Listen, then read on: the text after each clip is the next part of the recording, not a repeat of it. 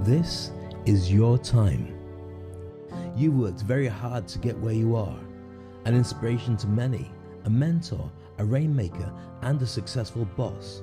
But the one thing you've never done well is now the one skill you have to learn: public speaking. Great leaders throughout time have always shown their power from the stage.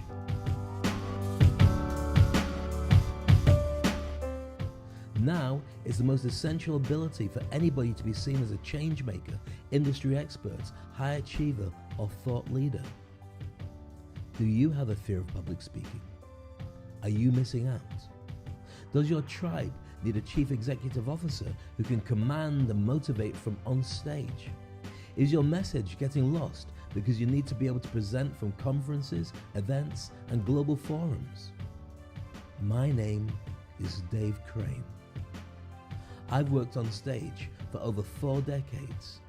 I've done every kind of entertainment, and I train leaders around the world to find their voice, realize their power, and dominate their industry. I've worked alongside some of the smartest names and most respected business coaches in the world. I train world leaders, industry experts, and high achievers to speak. What do you need? Do you need to share an idea, a theory, a formula, or an invention? Do you need to position yourself among the best of your peers as a key voice to lead into the digital age? Do you need to elevate and grow your personal brand? Are you ready to share stages and concepts among the most innovative minds, producing viral videos and great speeches on a global scale? Most leaders who are great communicators fail with a microphone because they don't know stagecraft. They don't know how to engage, entertain, and motivate large crowds. But when you do know how, it's just like breathing.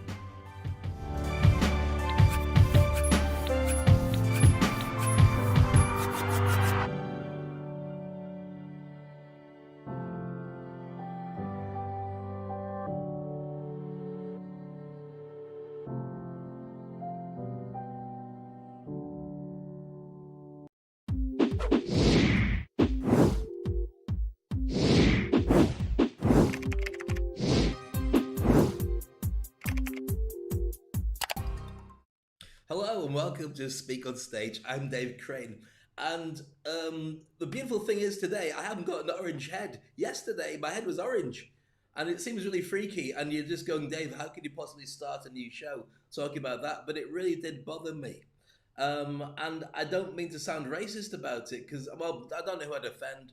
Oompa Loompas don't exist. Charlie and the Chocolate Factory. I hate to spoil it for you, but there is no golden ticket. Have to find your own. And I know one person who's orange, and I don't think it's possible to offend him in any way, shape, or form. And he doesn't know I exist. Who am I talking about? Don't talk politics. Anyway, how are you doing? Are you fine? Are you good? Are you groovy? We've got an incredible show lined up for you today. You won't believe the stuff we're going to be covering. In fact, when I think about it, this is very exciting for lots of different reasons. Not that just the fact that this is a show all about you, but there's loads of opportunities that come from this show as a direct result of watching it. I guarantee by the end of today, you will make a difference. The question is, what difference will you make? As always, we'd love to have your thoughts, your comments. Just say hi, tell me which country you're from, and every now and again I throw out questions I'd love you to answer so I know basically where everything is going. So on today's show, let me tell you first of all, we'll be looking at why brands are ditching agencies and looking for a different business model when it comes to hiring staff. This show is all about that. You may have noticed from before that this is the title of the show. Did you notice? Were you paying attention? Curing procrastination. And you're wondering what procrastination means. And Dave, why can't you say it properly? I did say it properly. I did say it very well indeed. Procrastination is actually all about just delaying things and putting them off when you have to do something about it and you don't get your act together. Right. So how to cure that, especially when you're in a lockdown, there's challenges, but you know you have to get active and do stuff. That's what today's show is going to be all about. As usual, I have my coffee, this time in my Captain America mug. I know what you're thinking. You're looking at this mug and you're saying, that's a childish Captain America, and you're wrong. So we're going to be talking about lots of different ways of making your money. I've also got my squeeze toy. Can see that? The gold bar. If I said it was a real one, you wouldn't believe me. So I'm not going to tell you it's a real one. It's just... That's the strength of this presenter. We're also going to be talking about different things. We're going to be going to the nuts and bolts of actually how to get rid of your procrastination. And I'll be telling you about the importance of being an early adopter in lots of different things. So if you're up for it, we can start the show. As always, we go out live on LinkedIn, on Facebook, on Periscope into Twitter, onto Instagram, onto YouTube. Make sure that you connect with us. If you want to be my friend, you do want to be my friend, don't you? Make sure that you subscribe on YouTube. Make sure you add me as a friend. Connect on Facebook. Make sure you follow me on Twitter, is it? And connect with me on LinkedIn. You know, it's just basically we bond. We bond. Make sure we're bonded. Otherwise, nothing's going to happen. And as always, if you've got any questions and thoughts, then please send them through to me. I was slightly early with the show yesterday, and for some reason, my internet just cut out in the middle of the show. It just disappeared. So as soon as it suddenly restored, and I wasn't sure what to do, because it's like if you're caught in the middle of doing something you shouldn't be doing, but I am meant to be doing this, but something, and you're not sure where did I last leave it? Where were you? So I carried on regardless and pressed the button to broadcast it. So yesterday's show, if you want to watch it, it's in 2 parts. But if you find it on LinkedIn, then you'll see the link to both parts on either part if you look for it. Does that make sense? Okay. Yesterday was about what clients want. All about getting into the head of what your clients are after so you can then produce stuff that's good for them. And the bottom line is you can't do anything or sell anything if your client doesn't want it. You might have something that's fantastic and great and smooth and groovy, and you're saying, oh my goodness, this is what the world wants to have. And the world's going, we don't know what you've got, and we don't really care. We're not really into that. You're into that. It's a bit weird. Can you stop it, please? Do you mind? People are talking about you. So let me know where you're coming from. Let me know what's going on with your life. And also remember to say hello. We've got a great video coming up next all about procrastination. And it's not what you think. I spent some time yesterday coughing. I made a mistake today. I had orange juice. Of your Arabic, orange juice. And it gets clingy on the throat when you're just about to talk. So I thought, oh, I'll have some orange juice before I start. It's like saying, I'll drink lots of milk and start coughing, then I'll do a show. So I'm caught between my IA, which is Malay for water, my wife's from Singapore, and my coffee, which is universal for, I feel better now, carry on talking. And that does taste good. Right, so what was I on about? Right, early adopters. There's a thing called Rogers Curve of early adoption. And it's all about the times when people innovate stuff and how it takes people to get, how long it takes people to actually access it and do something about it. And procrastination today, it hit me because we've been doing the show now for about, this is 23rd episode. Can you believe 23? 23 episodes so far. And I know I'm making a change for people, but I know from talking to people that they're all waiting for something to happen. You wait for the world to get better. You wait for an election result. You wait for your town to open up again, and suddenly things will be as per normal. Well, that's never going to happen, even if it does open up, because it is still a coronavirus without a vaccine out there. And as long as you have social distancing or wear a mask, you can protect yourself, but that's a real knock-on effect on other industries. We'll talk about the other industries, etc., more in a different episode. But today, I just want to concentrate on your mindset and ask what's holding you back. What's stopping you from moving forward, from grabbing something and do something about it? Predominantly, there's 2 things I want to talk about, and they're the driving things for this show. Learning to be a speaker, because when you can speak, you can form arguments, you can work out what you need to say, you can brand yourself, you can market, you can connect with people, you can drive sales, you can push your marketing, and you're able to create a relationship with people who are miles away, whether you're in public, on stage, which is unlikely for a little while, or online creating video. You can create contacts and connections all around the world with people who understand your brand and want to do business with you, right? That's a bottom line. First of all, it's learning to speak. Second thing is learning to go digital, learning to be able to use technology to put yourself on a different level. If you don't do it and you're in bricks and mortar and you're thinking, oh no, everything will be fine, it'll just be the way it was before, it won't be. The way it was before has moved. And even if it went back to the way it was before, there's a ton of people who will not be playing that game anymore. Don't you wish in the early days of the stocks and shares of something like Apple or Google or Amazon, you could have invested in them? Can you imagine how much money you would have had now? You heard all about the Bitcoin people, not so much now, but in the early days, somebody who bought Bitcoins because somebody went, you know what, get Bitcoin. I don't want Bitcoin. Get Bitcoin. I don't want it, mother. those people thought a very, well, for about a year or so, were quids in. We're like that. The hand sanitizer. Pouring it on and saying, look, it's about 3 years before COVID. And look, I'm using sanitizer already. Why won't anyone shake my hands? Oh, that was a good one today. I should stop doing it because you're staring at me. I look like I've got a problem. Doesn't smell the same. That does. My perfume smells like sanitizer. When was the last time you put aftershave on and went out? Yeah, I know. I couldn't remember what my aftershave smelled like. Why? Because I'm so used to smell sanitizer. I'm like, oh, that'll do. Put some sanitizer on. At least I know I'm clean. Bring the money. Okay, so going back to the conversation before about early adoptions, digitization, getting your head into the space, because if you don't move on fast enough, other people are going to jump into that gap. So even if we went back, as we do for a time machine, exactly to where we were, as in the opportunities with no COVID, the world will have moved on, and there's a ton of things that used to exist incredibly about the mindset, but also a number of industries that just don't exist in the same way anymore, and they may never exist in the same way anymore. We won't go on about it too much again today, but cinemas and things that involve people being there in front of you, which did involve public speaking, but now when you look at digital stagecraft, and look at the ability to have an impact online, and you've got 7 billion people around the world you can connect with, like I'm doing right now. Not 7 billion, one day. If everyone's got a laptop and everyone's on, those platforms at the same time. But the point is that if you're an early adopter, it will change the way you do things, and it also means it puts you in a massive opportunity to be at the head of the curve. What curve? I'll show you the curve. You're watching Speak on Stage.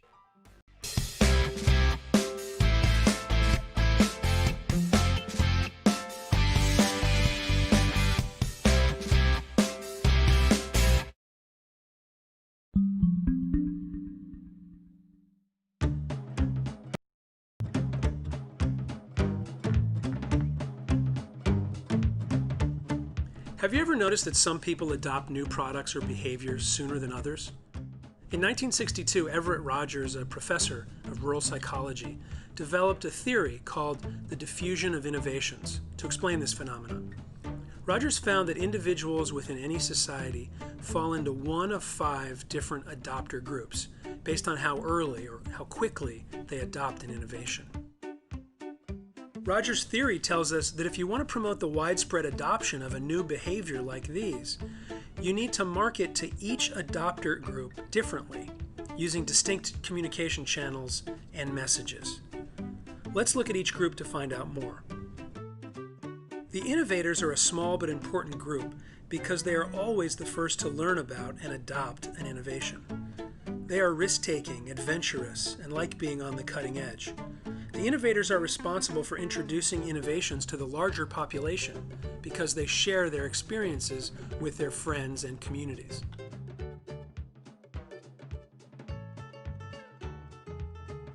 The early adopters are also a small, forward-thinking group and are often highly respected as opinion leaders.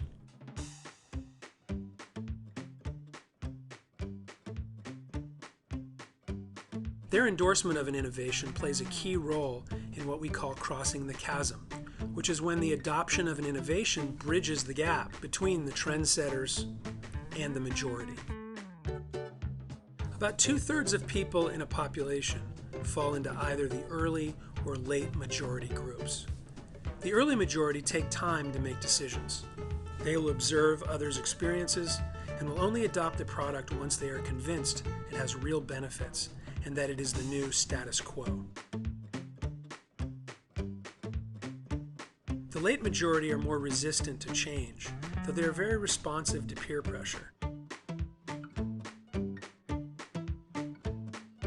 They want innovations to be very well tested and widely used before they will risk trying it.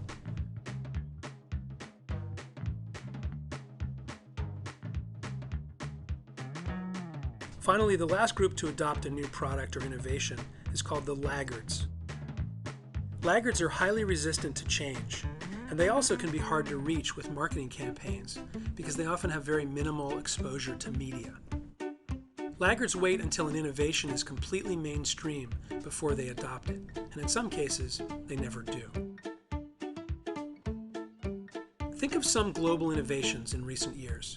Social media, for example, spread very fast and many people adopted it within a few years.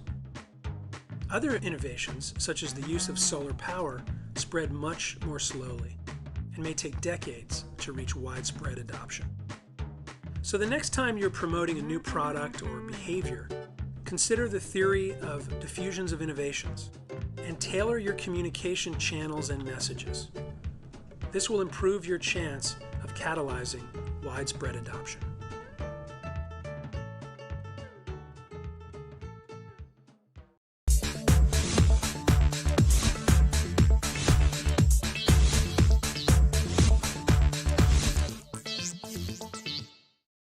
So with that, do you understand the point I'm making? I hope you enjoyed that video, and if you didn't know about Rogers' curve of adoption then and innovation, then you get it.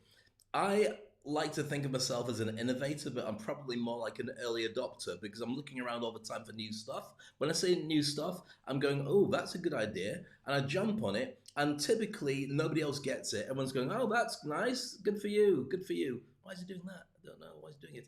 Let me give you some examples. I left the UK about 30 years ago because at the time I didn't like the politics. I didn't like the fact of being of colour made it really difficult to be able to do anything to get a decent job. And at the same time, when I got half decent jobs, I couldn't progress for it. I went on a TV show. Sorry, I won a reality TV show, one of the big ones in the UK, called Blind Date. You can look that up. I may show you how I won it, because it was a strategy. And then shortly after, I just left the country. I just thought I'm going to go somewhere where I can seek my fortune. This country's not got anything for me. I love being British. I just don't want to live there anymore. And I don't mean to offend Brits by saying it. I am a Brit, but what happened then was not because of me, but there became a mass exodus of British people, young British people feeling the same way, just leaving the country to go and live around the world, live in Spain, live in Thailand, live in lots of different places, Australia, America, because they felt the same way, but I actually just jumped on and did it. And I remember watching on the news, it talked about the fact that one of the biggest problems for Britain is a brain drain. The amount of people that are smart graduating and leaving, not leaving people behind. Now, did that lead to the amount of immigration of smart people that came in from Eastern Europe to fill the gaps that were left by Brits who left? I don't know, but I don't really want to spend too long on that. I've got no issue with any of it. But you see how, if it had been adopted and understood earlier, things might have been different in the UK? I don't start that conversation about the UK. But anyway, then I went on to work in radio. Came over to Dubai as a DJ, and the radio station started happening. I jumped onto it. I'd worked in the radio in the UK, worked at BBC, and I jumped into it. We started a radio station. At some point, I became station manager. Loved it. Was in radio for about 10, 12 years. Did really well. Interviewed James Brown, Enrique Iglesias. I was on stage all the time. And then I jumped out of it. I just decided that this had gone past the point where radio was really cool and really wow, and it was just flat, and there wasn't anything new happening. It became like a job. So I got out of it when everyone was saying, oh my goodness, what are you doing leaving radio? You're famous. Everybody loves you. They open up doors to you. You get into the front of a queue of a restaurant before anybody else. And I'm like, yeah, but not for me. And what I decided to do instead was, having been a DJ in clubs and a DJ in lots of bars and the radio and stuff, what I wanted to do was evolve into being maybe a cabaret star. So I could turn up at a corporate event, and rather than the guy who plays music all night and the last person to leave and switch off the light, I wanted to be somebody that came in and did something, got paid the same money as a DJ, if not more, and left. So with that, I learned to be a stage hypnotist. Yeah, I know. Google it, stage hypnosis. You'll see some clips in future episodes. So I learned to be a stage hypnotist, but before I could do that, I learned to be a hypnotherapist, because I couldn't be a stage hypnotist in Dubai because nobody knew how to teach me, but they could teach me how to be a hypnotherapist. So a lady called Beryl Coma took me under her wing, and she helped me to become a hypnotherapist and an NLP master practitioner, and it put me in a really good stead. Long before there was such a thing as a life coach. There were no life coaches in those days. As a hypnotherapist, I could counsel, I could help people, and I actually worked with the Prince's Trust in the UK before I came over. So I had some experience at helping young people to be able to work their way through lots of issues, long-term unemployment, ex-drug use, depression, all these different issues. Coming out of prison, trying to find a job, all those things. So with that, I started becoming a therapist, helping people to stop smoking, lose weight, deal with stress, and deal with childhood issues. From that evolved to me going on stage and doing stage hypnosis shows. I went to Vegas to train, came back, said to everybody, I'm a stage hypnotist. Everyone said, we don't know what one is. I said, it's really cool. They go, show me. And they go, we don't believe you. Oh my God, did you just do that? Did you just get him to lap dance that guy over there? Yes, I did. Did you get that guy to speak Martian and marry that guy over there? Yeah. Why are guys doing stuff to guys? It's just a show. It's just a show. It works. It's not. We can get girls to do it. Don't go. Anyway, so people are going, wow, that's really different. So I enjoyed doing that, and I did it for about 10 years on the travel around the world, tours of South Africa, Germany, played in Vegas, played in Monaco, and lots of different places. Then, as we evolved even further, I started becoming a speaker, because when I'm on stage teaching people about stage hypnosis and getting people to come up, I would talk about their mindset, and their mindset would make them feel relaxed and want to come on stage and get hypnotized and have lots of fun. And I found that some people just wanted me to do the speaky bits at the beginning, but not the show. Because in Dubai, people don't like losing face and looking silly. So I went, okay, let's just do that. So that turned me out into being a speaker. Does that make sense? See how the early adopting things overlap? So then I became a speaker for a long time, and I worked on a lot of events, including the Dubai Rugby Sevens. I was hosting it for about 20 years, going out into the middle of a stage, a microphone, talking to all these people, 45,000 people, every time, well, going bonkers for the sport and the party. Then as things progressed, I started teaching people how to speak, realizing that from a very early age, I'd always been on stage, radio and everything, but I was actually a singer as a kid before that. So I've had best part about 40 years plus of being on stage and working with people. I'm always looking for a new angle. So that's why when it came around to the lockdown, myself and my good friend Ernesto Verdugo deep dived into, let's do TV. We actually did TV shows previously about 12 years ago. If you Google Turbocharge Your Brand TV, I was doing this show a long time ago.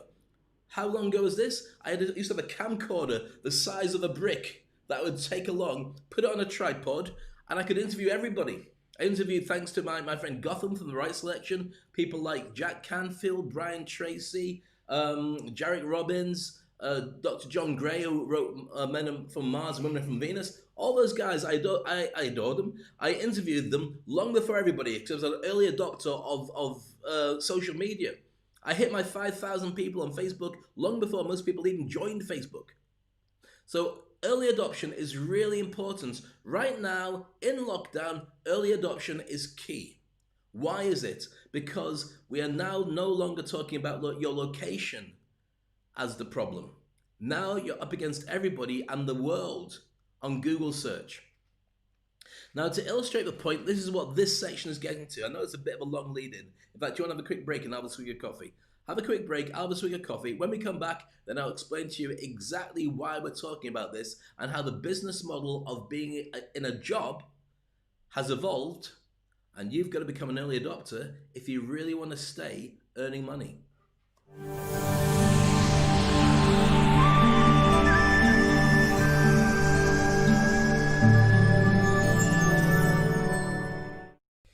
So thank you. Welcome back at Speak on Stage. I'm Dave Crane. As always, I'd love to have your thoughts, your comments. Let me know what's going on in your life. Tell me where you're coming from, and subscribe, connect as usual. And I'd love to know that you're joining me every single day for the show. So as I'm talking about being an early adopter, now, and I've talked about it for some time, learn to speak, learn to go digital. Those are the two things I'm pushing for everybody. Digitize your business, learn to be able to make video and market it, because it's really powerful. I had a great conversation with Richard Thompson yesterday from Include about some incredible stuff we're going to be doing in the near future for people with disabilities, all about inclusion in the travel industry. If you're interested in that, you can't miss it. We'll do an interview and I'll show you some of the stuff that's coming up. It's going to blow your mind about early adoption, about doing things that are different, because when you do it later on, there's too much competition.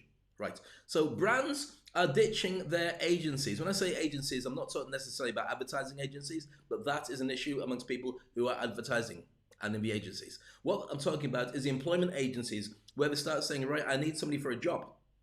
They're no longer looking at getting that somebody for a job, they're now looking at a different way of getting people in. Let me explain to you what it is that's changing. This comes from entrepreneur.com magazine, or not magazine's website, to be honest with you. So, okay, where's the beginning bit? Okay.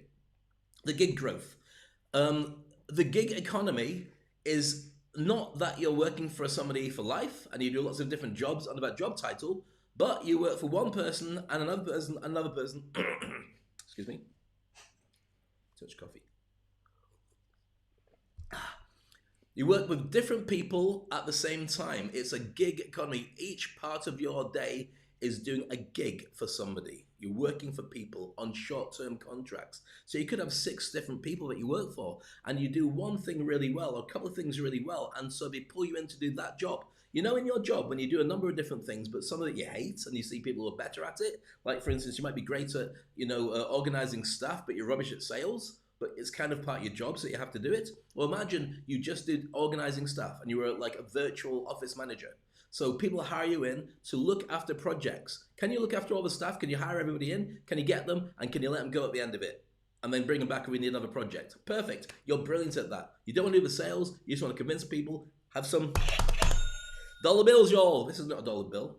Can you imagine that? You're going like that. Ow, ow, ow, ow, ow. Trying to flick it. Have you ever held a gold bar? They're really, really heavy, which means that me holding this means I'm really strong. And me squeezing it like that isn't possible. So going back to it, the gig economy is growing, and it is growing more rapidly than before. But remember, the digitization people talked about, it was going to come in the next 12 to 24 months. It's here now. We've got no choice because bricks and mortar is not having the same effect. So all the things you were easing into, you know what, I'll do it, but I won't do it yet because I've got time. You haven't got any time now. It's happening right now. And your job description, if it isn't up to date, as in something that people are going to want now, then there's a very good chance that your company or the company you work for or the supply chain somewhere along the way in how you get paid might drop out, which means that you don't have enough to be able to sell, to be able to do, to be able to advise on, and that means that it affects you too.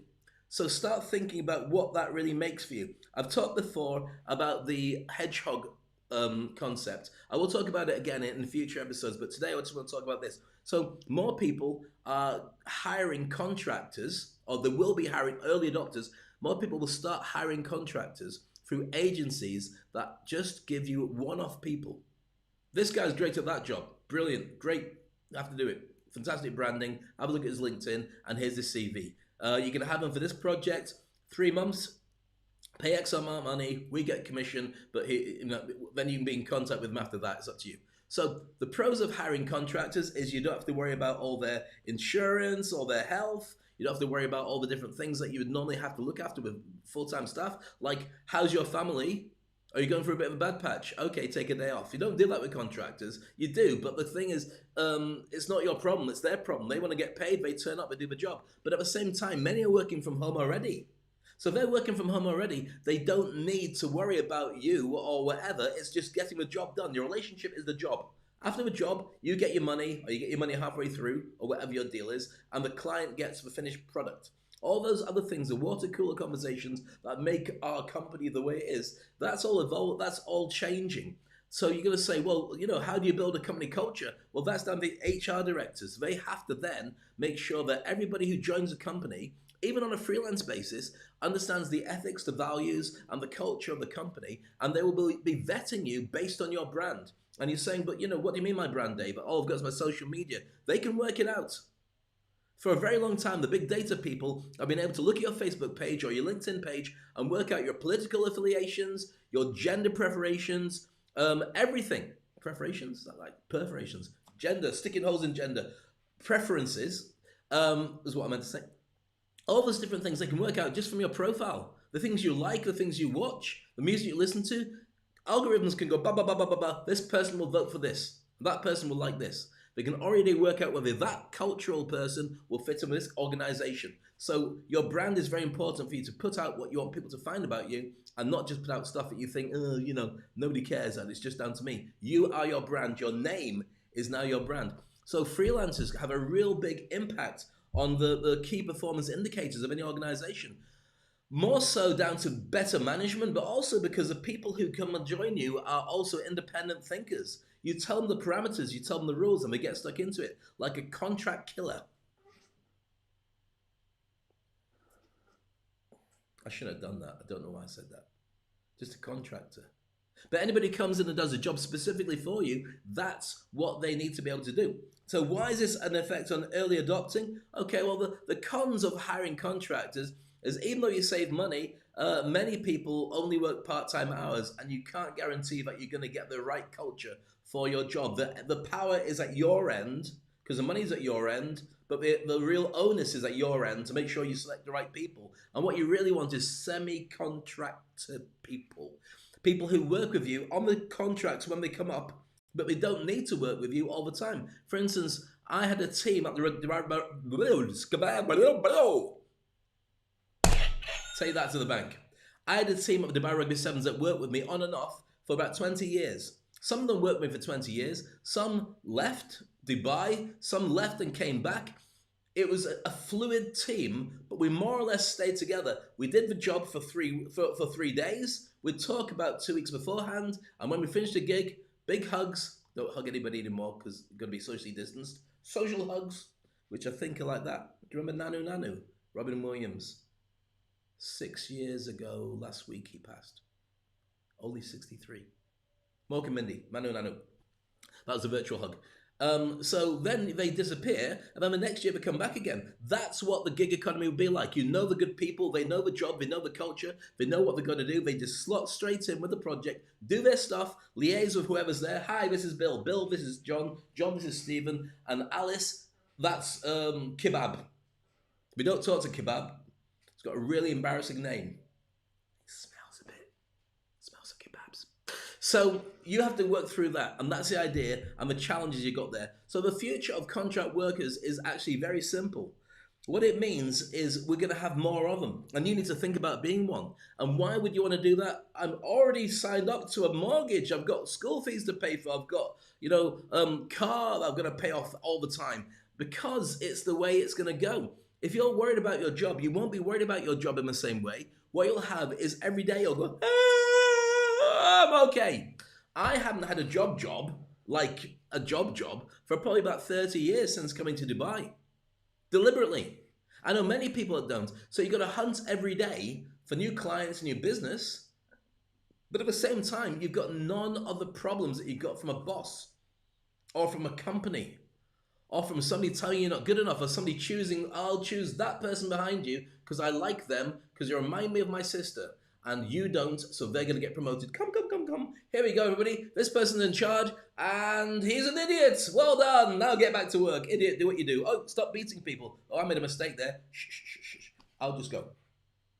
Now, I'm not saying every office is like that, but you get the general idea.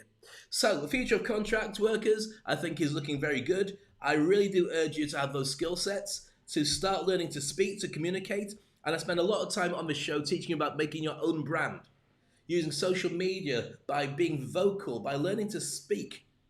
Speaking's important. You need to run a virtual team. You need to understand every element of what's truly going on with people, sometimes when you can't see them. I was chatting yesterday, training a load of people who are public speakers about how to be good at digital stagecraft. How do you do team building events when you're on a screen like this? How do you monitor engagement with people? How can you keep people active and interested for more than 45 minutes? Those are the things that you have to learn on top of public speaking. So now's the time you really got to address it. So I hope that was of interest to you. And if it wasn't of interest to you, the next bit might be, because it's all about procrastination. It's all about how you fix that problem of going, right, I need to be better at doing stuff. I need to do it right now. As always, we love your comments, your thoughts. Share them, type them in. I do type back very quickly, as you see, because below here is a keyboard. Can you see the keyboard? There we go.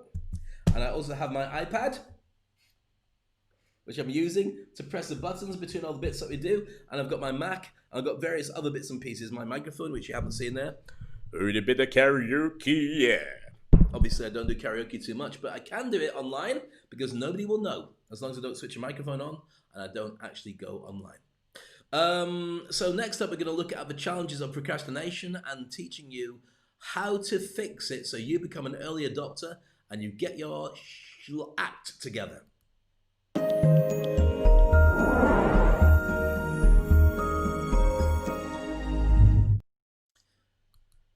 So welcome back to Speak on Stage. I'm Dave Crane. As always, I love your comments, your thoughts. Tell me where you're from. Tell me as well If you're already doing the early adopter stuff, I urge you to be an early adopter. And my phrase for it, and you're wondering, Dave, how do I get around to doing it? That was a big mistake wearing white on white, but there we go.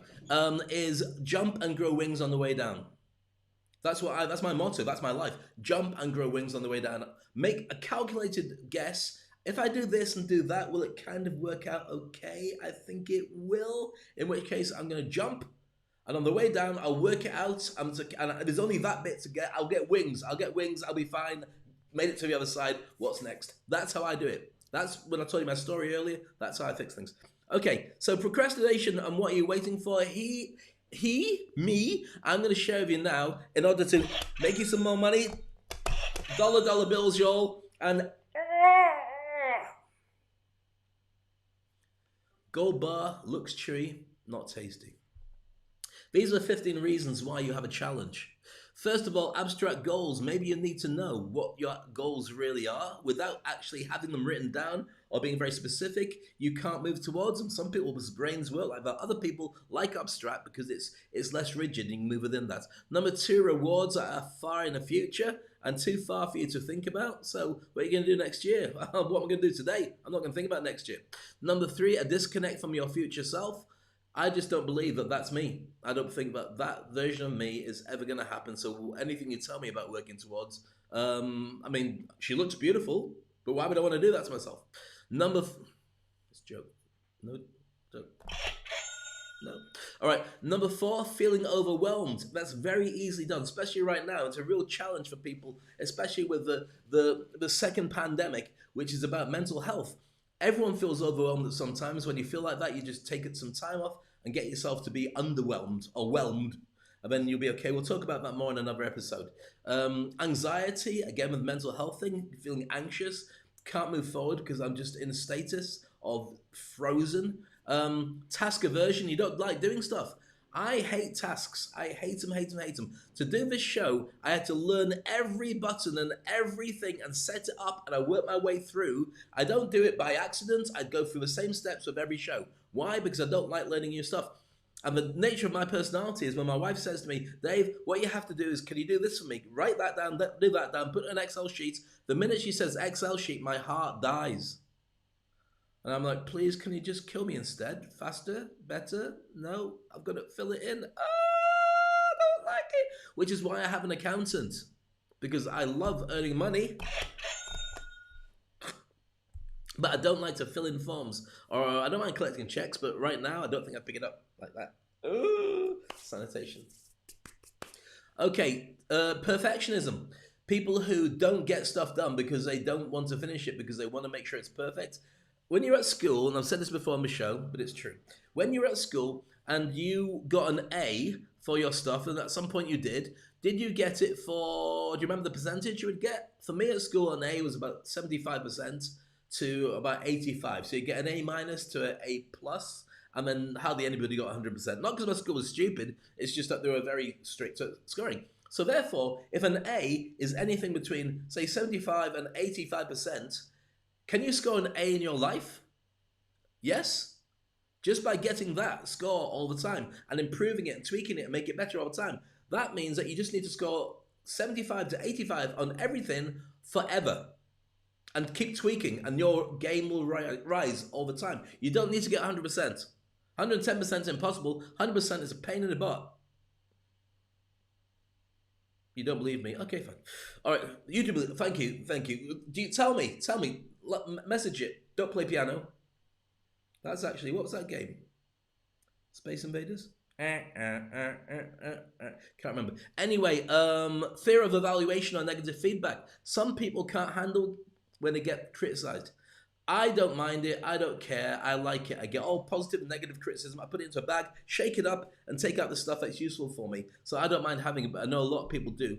Especially some people close to me hate it, and I won't mention who because that would be criticism. Okay, number 9, fear of failure, massive thing, especially with the corporate world. If you fail at doing something, they turn around and say you will fail at everything, and nobody wants to have all eyes on that because it's really hard to get promoted. But the truth is, in life, the most successful people, the Elon Musks, the Steve Jobs, the Jeff Bezoses, Who else? Richard Branson's. They fail all the time. They do some ridiculous stuff that just doesn't work, but they go for it more often than anybody else, and they use calculated risks, and that's why they're top of the food chain.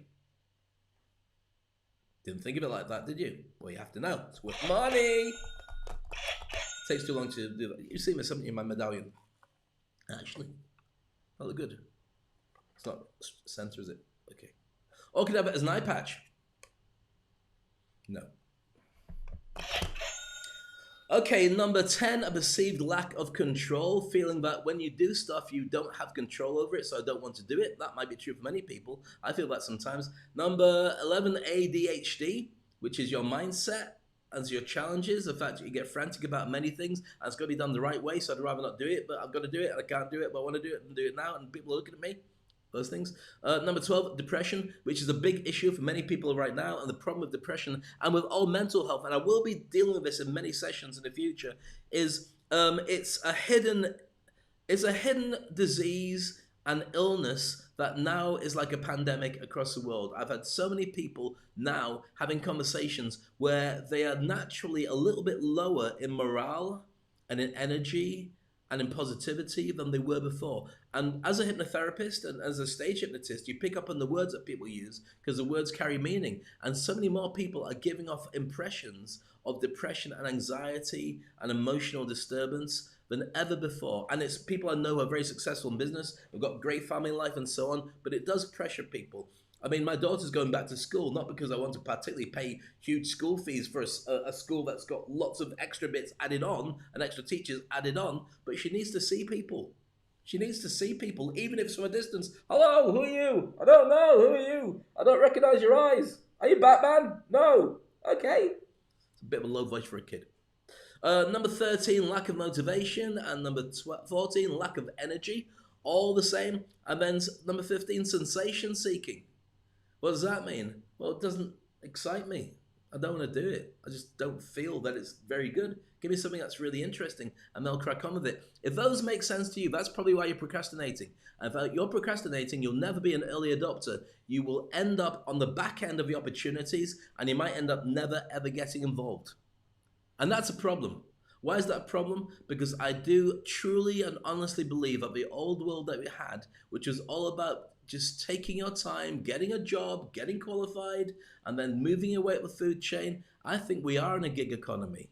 I think we are digital to stay. I think that the world that we had with JOBs is going to be fewer and less frequent, and so you really need to have your eyes and ears open to a new version of you.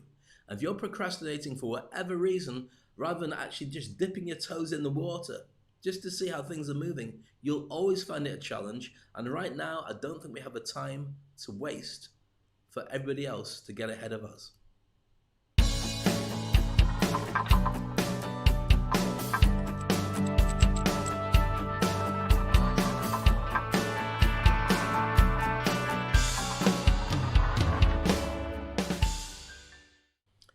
So, if you like what I talk about and you get very excited, see, a white shirt looks good on this, doesn't it? On the industry icon page. It's a website. If you go to SpeakOnstage.com and you get an opportunity to become an early adopter and learn to speak, as you probably guessed by the show, it's all about public speaking, but it's not all about public speaking. It's about the mindset. It's about the way that you deal with people and deal with things. It's about the way that you understand the importance of making choices, really effective ones, that get you forward in life while everyone else is messing about behind you. One of the best ways of doing it is positioning yourself as an industry icon. What's an industry icon? Well, rather than becoming a full-on celebrity and superhero, why don't you just become the best in your industry? Or somebody who's recognized by your industry as being really effective and great. And it doesn't matter what your industry is. If you're an accountant, how many top accountants do you know that are really famous that everyone talks about? You will know some. I'm not an accountant, and I don't know what the answer is. I don't care. I'm not an accountant. But you will know, how come you're not on that list? Well, it's not my nature. I don't like doing that. Well, if you did do that, then suddenly you would be able to earn more. You'd be more recognized. And people would be throwing work at you. But Dave, I can't do all that extra work. Hire people. Farm it out. Give it to other people to do. Run an agency. I don't want to run an agency. Well, you're an accountant. If anybody can look up the finances for running an agency, you can. See what I did there? Like that. Oh, too high. Too high. Like that is okay. Then it disappears. My hand's gone. Back again. So, the more you become an industry expert, the more you become an industry icon, the more people recognize you, and the more you'll get seen on searches online. That means creating content. That means strategically using your social media. That means having an idea about what it is that you sell, what it is that you provide, what your services really should be, and having something as a clear-cut offer that people want. Like for me, I coach people and mentor them to become very effective speakers and grow their brand. And for those who are at a distance, if you want to learn for less than $1,000, go to SpeakOnstage.com, and all the modules there are $97 each. Really, Dave? Yes, really. I decided to do that, and I've just told you now, so I have to go back and just change it. You could get there before me. I might do it in a minute as soon as I finish doing the show. So, that's Industry Icon. I hope you've understood the power of procrastination and the fact that if you don't do something about it and start taking action in your life right now, you're going to spend a lot of time thinking, oh, how come everyone else is doing better than me? And the answer is because you didn't do something about it earlier.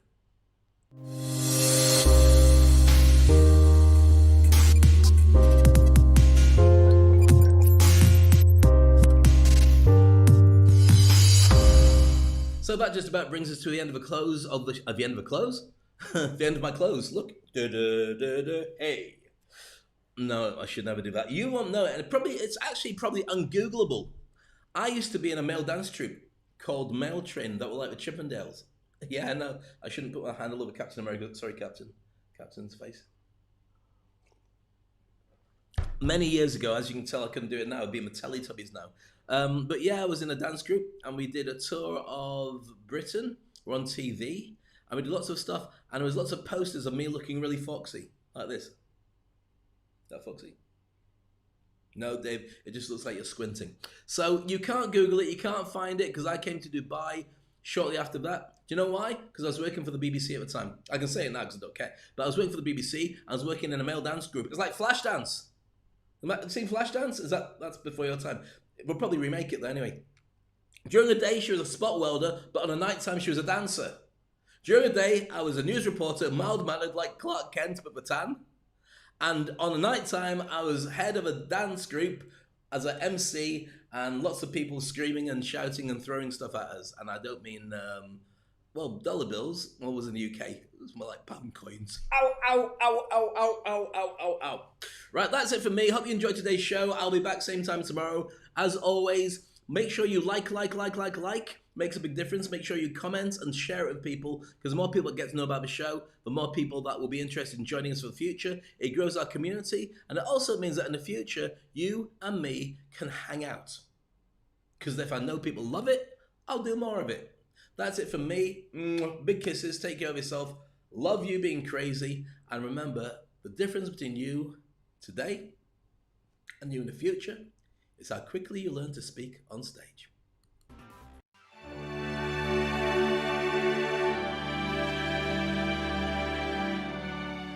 Hi, I'm Dave Crane, and welcome to the Maldives. Now, if you want to be a great public speaker, this is just one of the destinations where you can expect to travel the world and meet wonderful audiences. You can perform, you can train, you can engage, you can share ideas, you can entertain, and you can have a relationship with really important decision makers from all around the world. They'll pay for you to travel to a destination like this purely because you're a great public speaker. Now, if that interests you, then you have to work with me. I'll show you exactly what it takes to become a very effective public speaker. Now, lots of people have a fear of public speaking.